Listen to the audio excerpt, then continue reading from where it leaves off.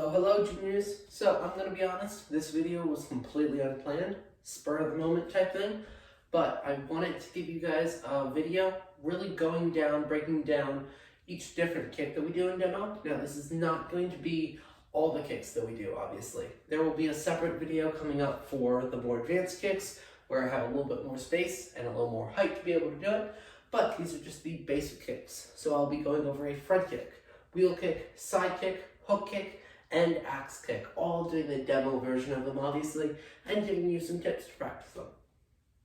Now, first things first, with any demo kick, most of you know that we point our toes rather than flex them.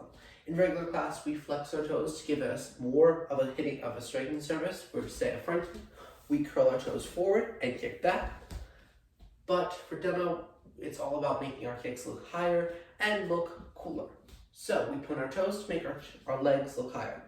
Now for demo front kicks, pretty simple, same exact setup as a regular front kick, chamber, but just make sure your toes are pointed like a wheel kick, snap your leg out, and come back down. Now, one good rule of thumb with demo kicks, hold at the top for a second. So what I mean is you do that chamber, snap it out, hold it for a split second, and then come back down, rather than just a quick, swift kick up. One, it makes it look a little bit cooler, and it also kind of shows how high you're kicking rather than just a quick snap to the knee or something like that. So that's always a good rule. Whenever you're doing a kick, hold it for a split second. Don't hold it for forever. That makes you fall off balance, but just kind of hold it at that peak for a second. A good way to practice this is honestly just practicing starting low and then kick and then hold it for a second. Then gradually you'll be able to get higher and higher until you're able to kick at that head level, which looks really good. Now, wheel kicks. So wheel kicks and roundhouse kicks are a really great and common kick that we use in demo to especially transition and cover distance. So I might use a transition of a roundhouse kick. So I might do a roundhouse kick and then a spin hook kick, which I'll get to in a little bit, to kind of get from one spot to the other. Now, roundhouse kicks, with that being said, there's a lot of different things that go into a roundhouse kick, but a kick itself is pretty simple. So, just like in class, we want to pivot our toes so that we don't turn our knee, bring our knee up, and kick out. Same thing, pointing our toes, because roundhouse kicks, we naturally point our toes, and also keeping your toes and foot out extended at that peak for a second or two. But with roundhouse kicks, normally it's a movement thing. It's not just, I'm going to kick out because I feel like it. Roundhouse kicks generally have some movement to them. So that means that whenever you're doing a roundhouse kick transition, so you have to cover as much distance as possible, generally it'll be said that you want to step out as far as you can. So you do that roundhouse kick, and you almost want to land in like a horse stance kind of. But that's obviously if you're only going a large distance. If you're going a smaller distance like we do in intro, for the transition off, you want to do that roundhouse kick, fully extend it, but then almost basically bring your feet back together. This is a really great setup if you have to do another kick after the roundhouse, because if you're in that horse stance after you do that really far step, that's not going to be a great setup for like a hook kick or another kind of hook kick that you might do, because you're off balance, you don't really have the momentum to get all the way around, so it's just more awkward. So after you do that roundhouse kick, if you have like another kick after it, a good rule of thumb, notice how close together my feet are. That'll allow you the setup and speed to be able to do another kick. Then side kicks. These are the only demo kicks that I know of that actually point your toes. Now, we don't use side kicks a ton in demo, only because you can't get quite as high as a roundhouse kick or wheel kick or front kick, but they still are useful to kind of switch things up a little bit. So same thing. Just really make sure that you're fully extending your foot. That's a big thing with all kicks, because this, where your leg is kind of like half bent, or this, where it's sort of out there, doesn't really look that great. But a fully extended kick, and again, holding it for a second, looks really good. Side kicks, not much to it. Really just keeping your back arched a little bit more. So come up, boom. That's a really great way to get your kicks higher for one, and also give you a little bit more balance. And again, Side kicks are generally a little harder to get higher kicks, but like I said for front kicks, just gradually over time, start practicing, going higher and higher, and eventually you'll be able to get them really high. Next, axe kicks. This is one that is the most different from regular class, I feel like. So normal axe kicks, you go straight up, straight down, pretty simple. And you end up hitting with the ball with the heel of your foot. Because it's the most powerful, axe kicks are meant to be very powerful kicks coming towards the ground.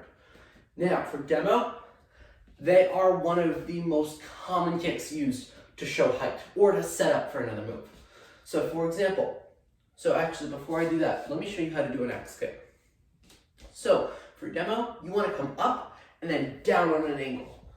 And when you come down on that angle, you want to drive your foot down as hard and as fast as you can, like this.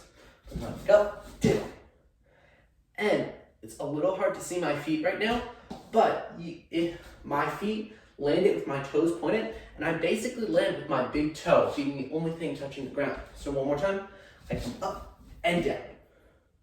And remember, with any kick, you want to keep your hands up at all times to really have that balance, and plus it just looks a lot better than having your hands fly all over the place. It doesn't look coordinated. Axe kicks, again, make sure we're pointing our toes and really emphasize that full extension with that leg. Axe kicks in general aren't supposed to have chambers. So if it's kind of like flailing, that doesn't look good, and it's also not as aerodynamic to get it as down fast as it can.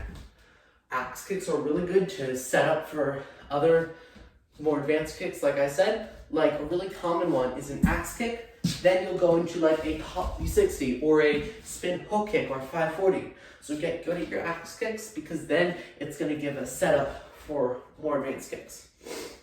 Let's see, front kick, inside dressing kick. Oh no, not inside dressing kick, no. Front kick, wheel kick, roundhouse kick, same thing kind of. Side kick, and axe kick. Last but not least, we're going to go through that hook kick. So hook kicks, generally you don't see a ton of regular hook kicks. Normally these are accompanied by a spin. These are going to be the only spin kicks that I show you guys today, only because that'll be a whole separate video with more space. But spin hook kicks are usually accompanied by a roundhouse kick or an axe kick if you're feeling fancy. They're usually a setup or transition. Again, a great way to really get from one place to another with a lot of distance. So, a couple things to remember for hook kicks. In regular class, we are taught to kick out and then swipe around, almost like you're kicking your butt. For demo, it's a little different because hook kicks are meant to emphasize that whipping around of your leg. And that's a little hard to do with your leg being bent. So, with demo hook kicks, you want to wait as long as possible before you bend your leg to snap it in, almost until your foot is on the ground, basically. So, I'll demonstrate. So I kick out, and I want to bring my leg all the way around before I bend it. One more time. Yeah, around. This one, your toes are not, your toes should be pointed to really give that reach effect, but that's not really the motion that people are looking for because they're really just looking at that height of that kick and the extension of it. So that's basically it with hook kicks. I will show you a spin hook kick, roundhouse kick combination if you want to practice that, just so that you kind of get that transition really far down. So you're going to step forward with your right foot. Then you're going to do that spin hook kick. And the goal, like I said, keep that leg straight the whole time. So I step forward, that spin hook kick. As you notice, I lost my balance there. This is not edited footage. This won't be edited. So, really important to keep your back straight. Otherwise, you will do what I did and fall over, lose your balance, which is not great when you're doing it in a performance. And then you'll do that roundhouse kick and play it. So one more time, full speed. Step, hook kick, roundhouse kick. Kind of dizzy, but it gets a lot of distance.